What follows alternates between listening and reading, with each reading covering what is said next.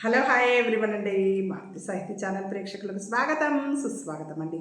అంతా బాగున్నారా అండి? మేమంతా బాగున్నామండి. ఈరోజు మన మారుతి సాహిత్య ఛానల్లో ఎద్దనపూడి సులోచనారాణి గారు రచించినటువంటి సెక్రటరీ నావెల్లో ఈరోజు ఎపిసోడ్కి వెళ్లే ముందు నిన్నటి ఎపిసోడ్లో ఏం జరిగిందో చూద్దామండి. రాజశేఖరాన్ని చూసినటువంటి ఇబ్బందికరమైనటువంటి పరిస్థితి జయంతి మనసు మీద ప్రభావం పడి తను భయపడుతూ బాధపడుతూ మాట్లాడినటువంటి సన్నివేశం నిన్న జరిగింది కదా అండి. ఈరోజు ఎపిసోడ్లో ఏం జరగబోతుందో చూద్దామండి. జయంతి చేతిని పట్టుకుని వదలకుండానే తీవ్రంగా చూస్తూ ఈరోజు నీకేమైంది అని అడిగాడు. మీ అసలు స్వరూపం తెలిసింది అంది జయంతి అతని చూపులకి మాత్రం భయపడకుండా. అంటే అంటే నువ్వు చూసిన అందరి లాంటి వాడినే అంటావు, అంతకంటే హీనం అంటాను. వాళ్ళు కనీసం చూపుల్లో చేష్టల్లో వ్యక్తం చేస్తారు, మాటల్లో భయపడిపోతారు. అలాంటి వాళ్ళని తేలికగా గుర్తుపట్టవచ్చు, దూరంగా వాళ్లకు ఉండవచ్చు. కానీ మీలాంటి వాళ్ళని గుర్తుపట్టడం చాలా కష్టం. మీ నీచ బుద్ధి తెలుసుకునే లోపలే నీ నోరు మూయించాలంటే అతను జయంతిని గబుక్కున దగ్గరకు లాక్కున్నాడు. ఛీ! జయంతి చెయ్యి శేఖరం చెప్పని బలంగా తాకపోయింది. కానీ ముందుగానే అతని చెయ్యి జయంతి చేతిని అందుకుని తనతో గట్టిగా పెనవేసుకుంది. ఇంకో చెయ్యి ఉక్కులా మారి భుజాల చుట్టూ పడి పెనుగులాడకుండా బంధించింది. ఛీ! వదలమంటుంటే జయంతి పెదవుల్లో మాటలు సరిగ్గా పూర్తి కాకముందే అతని పెదవులు జయంతి పెదవులను నొక్కేశాయి. మొదట మాటలు ఆపేయటానికి వెళ్ళిన శేఖరం పెదవులు అక్కడ హఠాత్తుగా మధురిమ లాంటిది దొరకటంతో దాన్ని చవిచూస్తూ చాలాసేపు అలాగే ఉండిపోయాయి. అనుకోకుండా జరిగిన ఈ సంఘటనతో జయంతికి మతిపోయినట్లు అయింది. సడన్గా షాకు తిన్న మనసు క్షణం సేపు దిమ్మెరపోయి ఆ వెంటనే మూగపోయింది. దాని నుంచి కోలుకునేసరికి ఒంట్లో ఉన్న బలమంతా హరించినట్లు అయిపోయింది జయంతికి. కనీసం నిలబడటానికి కూడా శక్తి మిగలనట్లు అనిపించింది. కళ్ళ మీదికి మత్తు లాంటిది వచ్చి మంచు తెరలా ఆవరించుకుంది. ఉన్నట్లుండి తన చేతుల్లో వడలిపోయి వేళ్లాడిపోతున్న జయంతిని చూసి కంగారు పడిన అతను అంటే రాజశేఖరం జయంతి జయంతి అని ఆదుర్దాగా పిలిచాడు. కూర్చుంటాను, ఎలాగో ఉంది అంది జయంతి. అతని పెదవులు మరోసారి సున్నితంగా జయంతి పెదవుల్ని తాకి వదిలేశాయి. రా అంటూ జయంతిని నడిపించుకొచ్చి కుర్చీలో కూర్చోబెట్టి మంచినీళ్ళు తాగుతావా అని అడిగాడు. వద్దన్నట్టు తల ఊపింది. నీకు తెలియని విషయాలను గురించి ఊహించి ఎదట వాళ్లను రెచ్చగొట్టడం మంచిది కాదు జయంతి. ఎన్నాళ్ల నుంచో కాపాడుకుంటూ వచ్చిన నిగ్రహాన్ని పాడు చేశావు. అతని కంఠం హఠాత్తుగా మృదువుగా మారిపోయింది. జేబులోంచి చేతి రుమాలు తీసి జయంతి నుదుటి మీద పట్టిన చెమటని తుడుస్తూ అన్నాడు. ఈ గదిలో నేను ఇలా ఎన్నోదాన్ని. జయంతి హఠాత్తుగా చేతుల మధ్య మొహం దాచుకుని వెక్కి వెక్కి ఏడవసాగింది. జయంతి క్షణం సేపు అప్రతిభుడైపోయినట్టు అంటే ఏమీ చేయలేని స్థితిలో ఉన్నట్టుగా ఆగిపోయిన శేఖరం వెంటనే మామూలుగా మారిపోయి జయంతి జుట్టును సరిచేస్తూ కొద్ది రోజులు పోతే నీకే తెలుస్తుంది. నేనిప్పుడు ఏది చెప్పినా నీ చెవులకి అబద్ధంగా మనస్సుకి వికృతంగా తూస్తుంది. ఉండు, నాయర్ని కాఫీ తెమ్మని చెబుతాను. వద్దు వద్దు, వెళ్ళిపోతాను ప్లీజ్. వెక్కిళ్ళ మధ్య ఎలాగో ఉంది. సరే ఎలాగో అని. వద్దు వద్దు, వెళ్ళిపోతాను ప్లీజ్. వెక్కిళ్ళ మధ్య ఎలాగో అంది జయంతి. సరే, నేను కారు బయటకు తీస్తాను. శేఖరం బయటికి వెళ్ళిపోయాడు. జయంతి ఏడుపు ఆపుకుని కొద్దిగా మామూలు మనిషి అయ్యి బయటకు వచ్చేసరికి శేఖరం కారు తెచ్చి వరండా ముందు ఆపాడు. పూర్తిగా చీకటి పడింది. లైట్లు వెలిగాయి. ప్యాకెట్ ఏది? వట్టి చేతులతో వచ్చిన జయంతిని చూస్తూ అడిగాడు. లోపలుంది. జయంతి వచ్చి కారులో కూర్చుంది. శేఖరం వెంటనే బలంగా హారం నొక్కాడు. లోపల నుంచి వాసు నాయర్ ఇద్దరు పరుగెత్తుకొని వచ్చారు. లోపల అమ్మాయి ఏదో పెట్టి మర్చిపోయి వచ్చింది. తీసుకురారా వాసు. శేఖర్ వాక్యం పూర్తి కాకుండానే లోపలికి పరిగెత్తిన వాసు మరో నిమిషంలో పెట్టే దాని మీదున్న కవర్ తెచ్చి భద్రంగా ఇచ్చాడు. జయంతి వాటిని చూడనట్టు అందుకోకుండా ఎటో చూస్తూ కూర్చుని ఉంటే శేఖరం తనే అందుకుని కారులో పెట్టాడు. కారు బయలుదేరి బయటకు వచ్చిన తర్వాత అవి మళ్ళీ మీతో పాటే వెనక్కి వస్తాయి అంది జయంతి. నాతో పోట్లాడితే ఫలితం ఏమిటో ఇప్పుడేగా చూసింది. అప్పుడే మర్చిపోతే ఇంకోసారి గుర్తు చేయడానికి నాకు అభ్యంతరం లేదు అన్నాడు శేఖరం. జయంతి నిశ్శబ్దంగా కూర్చుండిపోయింది. కొద్దిసేపు అయిన తర్వాత శేఖరం తనే అందమైన సంఘటనల్ని మీ ఆడవాళ్ళు అసహ్యంగా మార్చటంలో ఆరితేరిన వాళ్ళు. ప్రమాణపూర్తిగా చెప్తున్నాను జయంతి, నీకు పుట్టినరోజు నాడు చీర పంపేటప్పుడు నా మనసులో నిజంగా ఏ ఉద్దేశం లేదు. చీర అందంగా కనిపించింది, అది నువ్వు కట్టుకుంటే బాగుంటుంది అని నాకు అనిపించింది అంతే. జయంతి సమాధానము ఇవ్వలేదు. పోనీ నీకంతగా ఆ చీర తిప్పి ఇవ్వాలని ఉంటే ఆ చీర ఖరీదు ఇచ్చేయచ్చు అన్నాడు. ఎంతో నాకెలా తెలుస్తుంది అంది జయంతి. అడ్రస్ ఇస్తాను, బొంబాయి వెళ్ళి చీర చూపించి షాప్లో అడుగు. బొంబాయి వెళ్ళటానికి రాను పోను ప్లేన్ ఛార్జీలు కూడా ఇస్తాను నీకు. కానీ ఒక్క షరతు, ఈ అప్పంతా నువ్వు నా దగ్గర ఉద్యోగం చేసి మాత్రమే తీర్చాలి. అంటే చీరకైన ఖర్చు తీర్చడానికి మళ్ళీ తన దగ్గర ఉద్యోగం చేయాలని అంటున్నాడు రాజశేఖర్. రాజశేఖరం సీరియస్గా మాట్లాడటం లేదని గ్రహించిన జయంతి మొహం తిప్పేసుకుంది. ఇద్దరి మధ్య నిశ్శబ్దం ఏర్పడింది. ఉన్నట్టుండి శేఖరం మెల్లగా జయంతి చేతిని తన చేతిలోకి తీసుకుంటూ, సారీ జయంతి, ఈరోజు ఇలా జరిగింది. అంటే ఇందాక నువ్వు రాగానే చూసిన విషయం పీడకలలా మర్చిపో. నేను అనుకున్నట్టు ఆశిస్తున్నట్టు భగవంతుడు మనిద్దరినీ ఆశీర్వదిస్తే ఓ రోజు తప్పకుండా నీకు నేను వివరించి విషయం ఏంటో చెప్తాను. అతని చేతిలో ఉన్న తన చేతిని లాక్కోవాలని బలంగా అనిపించిన జయంతి ఊరుకుంది. లాక్కునే ప్రయత్నం చేస్తే అతను మరింత బలంగా పట్టుకుంటాడని జయంతికి తెలుసు. ఈరోజు నా ప్రవర్తన పరుషంగా ఉన్నమాట వాస్తవమే. ప్రస్తుతం నేను ఎలాంటి సమస్యల్లో చిక్కుకున్నానో నీకు తెలియదు. అసలే చికాకుగా ఉన్న నన్ను అనవసరంగా నీ పిచ్చి మాటలతో రెచ్చగొట్టావు జయంతి. నీ మనసు నొప్పించినట్లయితే క్షమించు. మాట్లాడవే. ఏం మాట్లాడను అంది. ఏం మాట్లాడను అంది నీరసంగా జయంతి. ఆ ఒక్క నిమిషంలో అనుకోకుండా చేసిన ఆ పనితో శేఖరం తనలోని శక్తిని అంతా లాగేసుకున్నట్లుగా అనిపిస్తుంది. ఇది చెప్పు, జరిగిందంతా మర్చిపోయి రాజీకి వచ్చినట్లేగా అన్నాడు. జయంతి సమాధానం చెప్పలేదు. కొద్దిసేపు అయిన తర్వాత శేఖరం తనే వనితా విహార్ వాళ్ళకి సెక్రటరీగా తీసుకున్నట్టు ఇంతవరకు తెలియదు. నేను ఈ మధ్య అసలు ఊళ్ళో ఉండటం లేదు. నీకు తెలుసు కదా, ఒకసారి 2 సార్లు వాళ్ళతో కలిసినా ఏదో నలుగురు మధ్య కలవటం జరిగింది. ఈ సంగతి ఎవరికి చెప్పాలో ఎలా చెప్పాలో నాకు అర్థం కాలేదు. ఏ సంగతి? జయంతిని తన సెక్రటరీగా తీసుకున్న సంగతి. అందుకే మొన్న గోకుల్ విహార్లో నిన్ను విడిగా స్పష్టంగా కనిపించేటట్టు వచ్చి పూలగుత్తుల దగ్గర వచ్చి నిలబడమని చెప్పాను. వాళ్ళు ఏమన్నారు అడిగింది మన జయంతి. ఏమీ అనలేదు. అనే ధైర్యం లేదు అసలు. నువ్వు చాలా గడుసుదానివి, మాటకారివని చెప్పారు. రిజైన్ ఎందుకు చేశానో కారణమైనా అడిగారా? నేను అడగలేదు, వాళ్ళు చెప్పలేదు. జయంతి ముందుకు వంగి కూర్చుండిపోయింది. నువ్విప్పుడు ఇలా హఠాత్తుగా మానేస్తే నేను వాళ్ళ మాటలకి విలువ ఇచ్చి నిన్ను తీసేశానను అనుకుంటారు కదా. చెప్పు, రాజీకి వచ్చినట్లేగా, ఎందుకు ఇలా వంగిపోతావు? లేచి సరిగ్గా కూర్చో. శేఖరం జయంతి భుజం పట్టి సరిగ్గా లేవదీయడానికి ప్రయత్నించాడు. వద్దు, ఇలాగే బాగుంది, నొప్పిగా ఉంది. ఎక్కడా? ఏది? కారు స్లో చేస్తూ ఆదుర్దాగా అడిగాడు. కుడివైపు పొట్టలో ఒకటే నొప్పి, ఇప్పుడు ఎక్కువగా ఉంది. డొక్క దిగువన పట్టుకుంటూ అంది జయంతి. ఏది? చూడని అనబోయిన శేఖరం అంతలోనే ఆగి, మందు వేసుకోలా అని అడిగాడు. వేసుకున్నాను. ఏ మందు? వేడి నీళ్లలో నెయ్యి కలిపి తాగాను. వేడి వల్లనేమో అంది బామ్మ. రాత్రి కాపు కూడా వేసి మర్దన చేసింది, అంటే రాసింది. కాపు అంటే కాపడం పెట్టడం అంటారు కదండి. కాపడం వేడిగా చేసి ఆ మందు ఉంటే అది రాసి వేడికి కాపడం పెట్టడం, బట్టతో కానీ ఇంకేమైనా వేసి కాపడం పెట్టడం, వేడిగా పైన వేడి బట్టతో కానీ దేంతోనైనా కాపడం పెట్టడం మనకు తెలుసు కదా అది. ఈ పూట ఇప్పుడు వెళ్ళగానే మళ్ళీ చూడాలి. ఇంతలో కారు ఇంటి దగ్గరకు వచ్చి ఆగింది.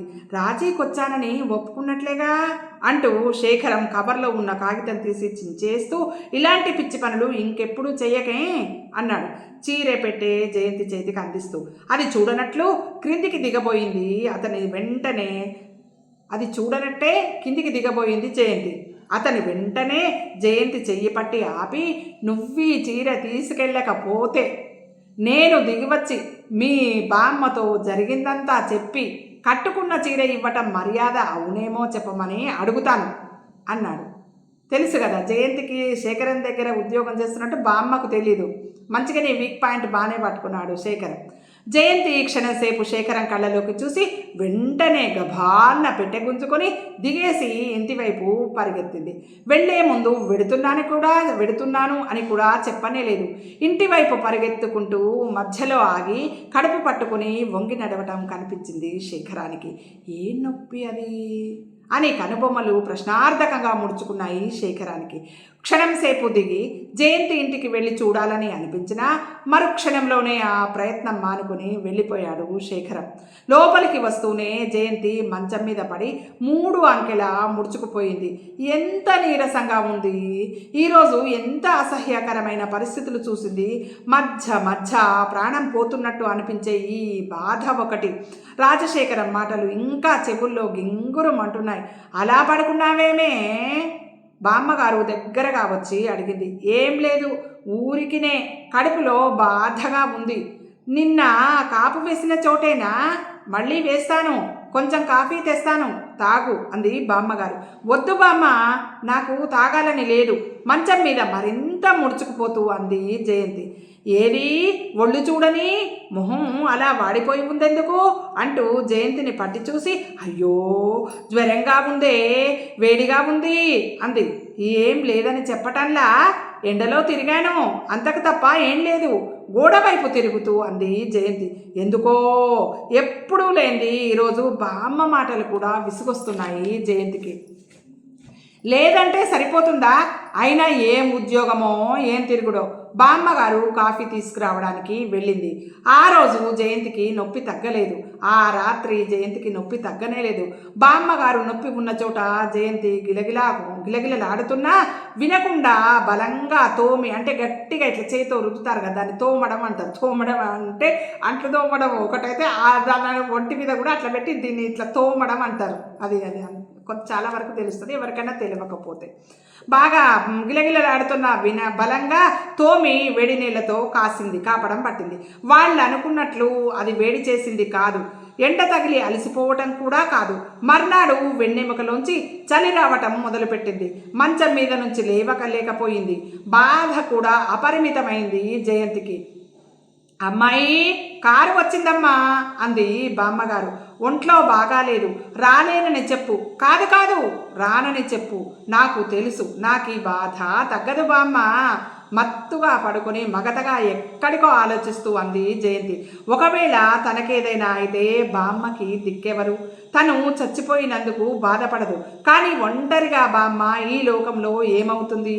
జయంతికి ఏడుపొచ్చేసింది. ఎందుకే పిచ్చిదానా, ఎందుకు? ఏడుస్తున్న శబ్దం విని దగ్గరగా వచ్చి మంచం మీద కూర్చొని మనమరాలి తలని ఒళ్ళోకి తీసుకొని ఓదార్చింది బామ్మగారు. నేను ఈ ఉద్యోగం చెయ్యలేను బామ్మ, నాకు చేత కావటం లేదు. చెయ్యకపోతేనేమో జరగదు. జరక్కేం చేస్తుందిలే, నువ్వసలు చెయ్యొద్దు బామ్మగారు జయంతి బుగ్గలు నిమురుతూ అంది. లేదు బామ్మ, లేదు, ఈ నొప్పి భయంకరంగా ఉంది. నాకు ఒకవేళ తగ్గకపోతే? హఠాత్తుగా వెక్కి ఏడవడం మొదలుపెట్టింది. అలా ఏడుస్తుండగానే మంచు తెరలా మత్తు వచ్చి ఆవరించుకుంది. జయంతి కళ్ళు మూతలు పడిపోయినాయి. కళ్ళ ముందు అంతా చీకటి, నల్లగా వలయాకారంగా.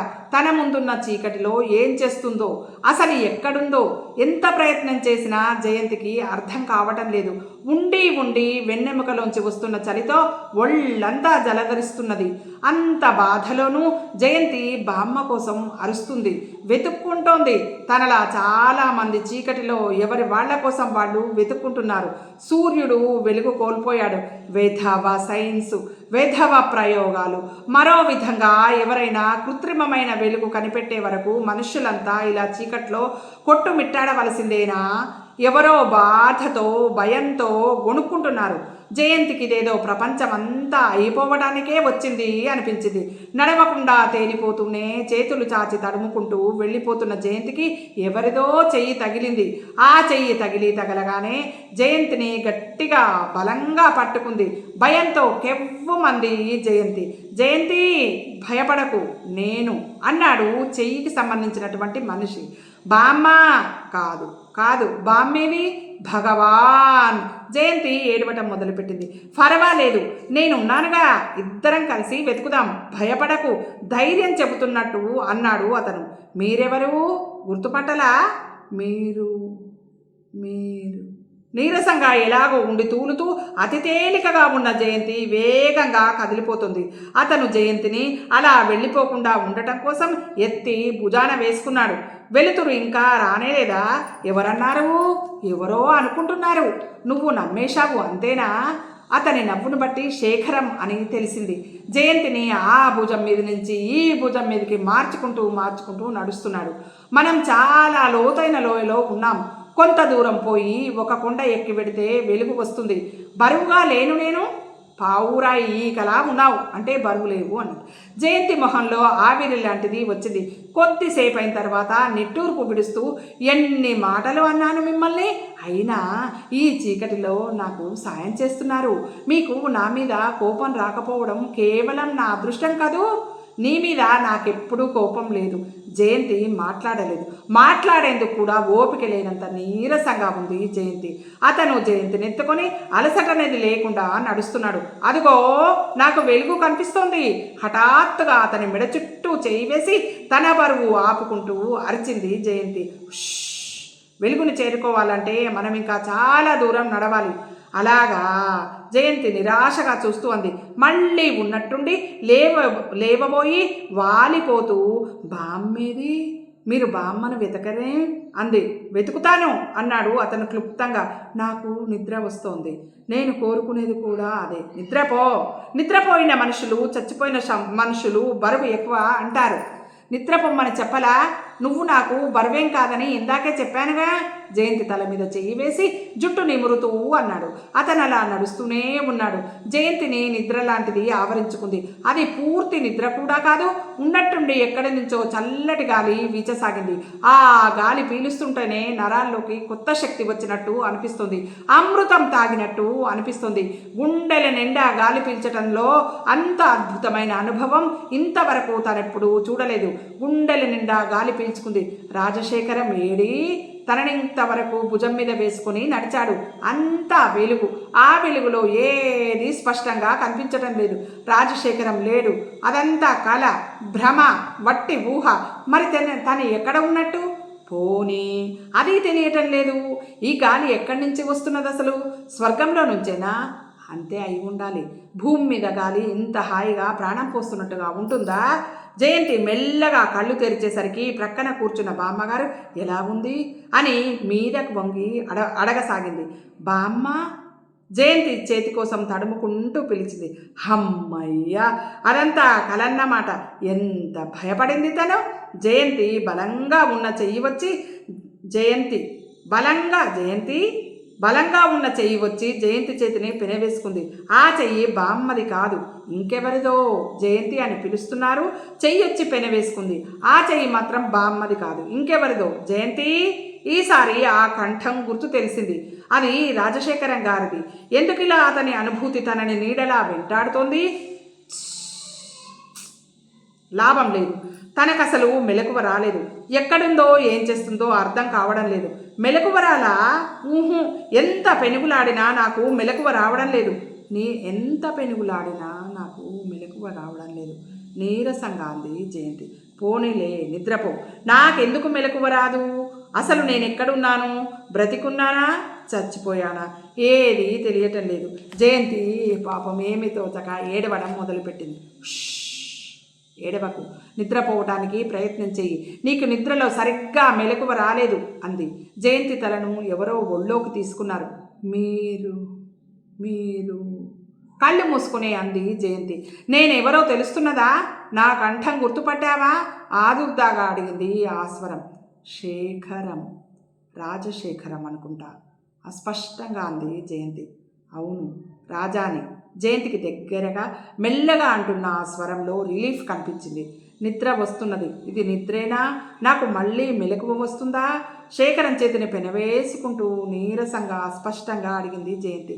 అప్పటికే కళ్ళు బరువుగా మూతలు పడిపోతున్నాయి. అవును, నిద్రపో. జయంతి నుదుటిని ఎవరో పెదవులతో సున్నితంగా తాకారు. జయంతి కళ్ళు మళ్ళీ మత్తు లాంటిది ఆవరించుకోవడంతో మూతలు పడిపోయినాయి. ఈసారి బాధ కానీ భయం కానీ లేదు. నిశ్చింతగా హాయిగా ఉంది జయంతికి మళ్ళీ మెలకువ వచ్చేసరికి బామ్మగారు పక్కన ఉన్నారు. జయంతి కళ్ళు తెరిచి బామ్మ అని పిలవగానే అమ్మా జయా అంటూ పలికారు. అమ్మయ్యా, ఇప్పటికి మెలకువ వచ్చింది. బామ్మ, నా పక్కన ఉన్నది నువ్వే కదా? నేనేనమ్మా, నేనే. బామ్మగారి కంఠం స్పష్టంగా పలకటంతో జయంతికి ఈసారి పూర్తిగా ధైర్యం వచ్చేసింది. అబ్బా, విధవ కళ, పీడకల, ఎన్నిసార్లు మెలకువ తెచ్చుకోవాలని పెనుగులాడానని. ఎంతసేపు అయింది నేను అలా పడుకొని? 2 గంటల పైనే అయిందిలా ఉంది. అవునా, 2 గంటలా? అయ్యో పిచ్చి తల్లి, 2 రోజులా? అవును, అయ్యుండవచ్చు. అందుకే అంత దీర్ఘంగా అనిపించింది. 2 రోజులు కాదే అమ్మా, 2 వారాలు. 2 వారాలా? జయంతి ఒక్కసారి ఉలిక్కి పడింది. అవునే అమ్మ, 2 వారాలు చచ్చి బతికావు. ఈ విధవ నొప్పి అదేమిటో అలా గట్టిగా రాయకూడదటే తల్లి. ఈ 2 వారాలు క్షణం యుగంలా గడిపాను నేను. బామ్మగారు ముక్కు చీదుతూ అన్నారు. ఏడుపు వచ్చినప్పుడు ఉంటుంది కదా, అట్లా అన్నమాట. బామ్మగారు ముక్కు చీదుతూ అన్నారు. నేనిప్పుడు ఎక్కడున్నానని? బామ్మ, హాస్పిటల్లో ఉన్నానా? బామ్మగారు దీనికి సమాధానం చెప్పలేదు. జయంతి చేయి చాచి బామ్మగారి చేతిని తీసుకుంటూ, బామ్మ, నువ్వు అన్ని విధాలా బాధపడి ఉంటావు కదూ అంది. లేదు, నేను చీమంతా కూడా బాధపడలేదే తల్లి. భగవంతుడే స్వయంగా నా ఇంటికి వచ్చి ఆదుకున్నట్లు అయ్యింది. మరి నీ పూజలు వృధా పోతాయా? అవసరానికి భగవంతుడు ఆదుకోకపోతే మనకి ఇంకా ఎవరున్నారు? చిక్కిపోయిన జయంతి పెదవుల మీద చిరునవ్వు మెరిసింది. ఆ నవ్వు చూడగానే బామ్మగారికి ధైర్యం వచ్చేసింది. జయంతికి బాగా స్పృహ వచ్చిన ఆ సాయంత్రమే కామేశ్వరమ్మ గారు, డాక్టర్ గారు వచ్చారు. ఆవిడ వస్తూనే, అమ్మా జయంతి, ఎలా ఉన్నావమ్మా అంటూ దగ్గరికి వచ్చింది. బాగానే ఉంది. మీరు నన్ను గీత అని పిలవటం మర్చిపోతున్నారు అంది నవ్వుతూ జయంతి. వద్దు తల్లి, వద్దు. జన్మలో ఎప్పుడు నిన్ను గీత అని నేను పిలవను. జయానే పిలుస్తాను. ఎంత తల్లడిల్లిపోయామనుకున్నావు మేమంతా నీకోసం. ఎలా ఉందమ్మా? మమ్మల్ని అందరినీ ఎంత కంగారు పెట్టేశావో తెలుసా? సుబ్రహ్మణ్యం గారు వచ్చి పక్కనున్న కుర్చీలో కూర్చుంటూ అన్నారు. ఆయన్ని చూడగానే బామ్మగారు తల మీదకి ముసుగు మరింత లాక్కుంటూ, బాబుగారు, నిజంగా మీరంత ధైర్యం చెప్పకపోతే నా గుండె ఏనాడో ఆగిపోయి ఉండేది. జయంతికి అర్థమైంది. అవసరానికి ఆదుకున్న భగవంతుడు డాక్టర్ గారన్నమాట. అదిగో సునంద వచ్చింది అన్నారు కామేశ్వరమ్మ గారు. జయంతి లేవబోయింది. వద్దు, లేవకు, కట్టు చెదురుతుందేమో. కట్ట? నాకా? ఎక్కడా? జయంతి ఒళ్ళంతా అనుభూతి చెందుతూ ఉంది. అవును, నిజం. కుడివైపు పొట్ట మీద కిందగా కట్టు ఉంది. నాకిక్కడ గాయం ఎలా అయింది? చేత్తో తడుముకుంటూ తనలో తను అనుకుంటున్నట్టుగా అంది జయంతి. గాయం కాదు, నీకు అపెండిసైటిస్ అయ్యింది, అందులో ఫ్లూ. ఎంత కంగారు పడ్డామని కామేశ్వరమ్మ గారు చెప్పింది. ఎలా ఉంది జయంతి? సునంద మంచానికి అటువైపుగా వచ్చి తలవైపున కూర్చుంది. రా. జయంతి సునంద చేతిని తన చేతుల్లోకి తీసుకుంది. ప్రపంచంలో ఒక్కసారిగా తనకెంతమంది ఆత్మీయులు, తన గురించి ఎంత ఆదుర్ద. జయంతికి ఏదో సంతోషం నరంలో కలిగింది. రాజశేఖరం ఏడి? సుబ్రహ్మణ్యం గారు అడిగారు. జయంతి ఒక్కసారి ఉలిక్కి పడింది. ఇప్పుడే, ఇంతకు మునుపే బయటకు వెళ్ళారు. బామ్మగారు సమాధానం చెప్పారు. అయితే తనని చూడటానికి శేఖరం కూడా వచ్చాడన్నమాట అనుకుంది. ఎంత చిత్రం! తను అనుభవించిన ఈ బాధంతటిలో అతను తోడుగా ఉన్నాడు. ఆ సంగతి అతనికి తెలిస్తే ఏం ఆలోచిస్తుంది తను? ఇంతలో గదిలోకి డాక్టర్ రావటంతో ప్రసంగం మారిపోయింది. వాళ్ళంతా కూర్చొని మాట్లాడుతుండగానే జయంతికి మళ్ళీ కళ్ళు మూతలు పడిపోయినాయి. గాఢమైన నిద్ర పట్టేసింది. అలా అలా ఎంతసేపు పడుకుందో తెలియదు. మళ్ళీ మెలకువ వచ్చేసరికి కళ్ళ ముందు అంతా చీకటి. క్షణం సేపు తనెక్కడుందో, ఎలాంటి పరిస్థితిలో ఉందో బొత్తిగా అర్థం కాక అయోమయంగా అనిపించింది జయంతికి. ఇంతకుముందు డాక్టర్ గారు సునంద వాళ్ళు రావటం, తనతో మాట్లాడటం, అది కూడా కళ నిజమా అని అనుమానం వేసింది జయంతికి. మళ్ళీ చీకటి, మళ్ళీ ఆలోచనలు. ఈ ఊహ వచ్చేసరికి భయం లాంటిది వెన్నెముకని తాకి ఒళ్ళు జల్లుమంది జయంతికి. బామ్మ నీరసంగా పిలిచింది, సమాధానం రాలేదు. బామ్మ ధైర్యం తెచ్చుకుంటూ ఇంకోసారి పిలిచింది. జయంతి పిలుపుకి ఎవ్వరూ పలకలేదు. కానీ గదిలో మూలగా నిలువెత్తున నీలం రంగు షేడ్ లైటు వెలిగింది. అబ్బా! అకస్మాత్తుగా వచ్చిన వెలుగుని చూడలేక కళ్ళు మూసుకుంది. ఏం కావాలి? ఆ స్వరం వింటూ మనసులోనే ఉలిక్కిపడిన జయంతి కళ్ళు తెరిచింది. నీరసంగా ఉన్న కళ్ళకి పొడుగ్గా ఉన్న ఆకారం క్రమంగా స్పష్టంగా కనిపించింది. ఏం కావాలి? పిలిచావెందుకు? రాజశేఖరం అడుగుతున్నాడు.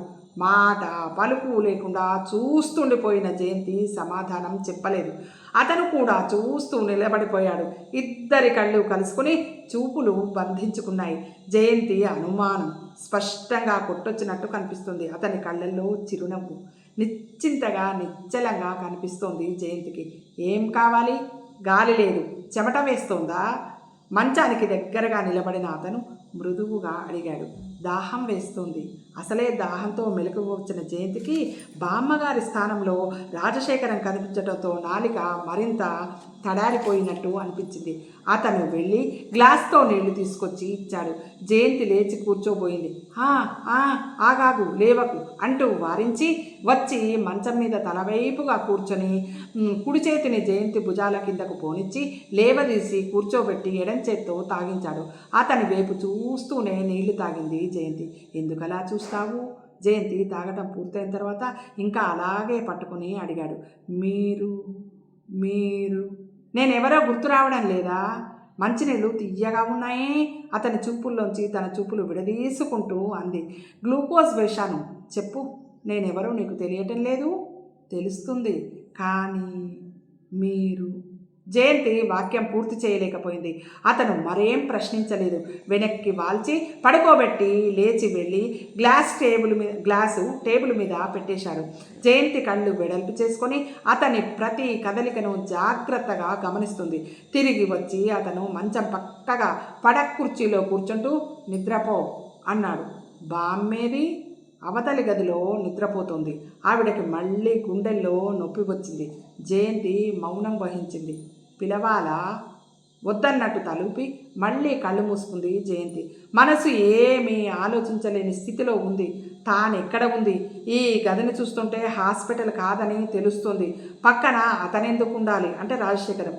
బామ్మ ఎలా ఒప్పుకుంది? ఒకవేళ ఇది రాజశేఖరం ఇల్లే అయితే అందరూ ఏమనుకుంటారు? అన్ని ప్రశ్నలే. జవాబు దొరకడం లేదు.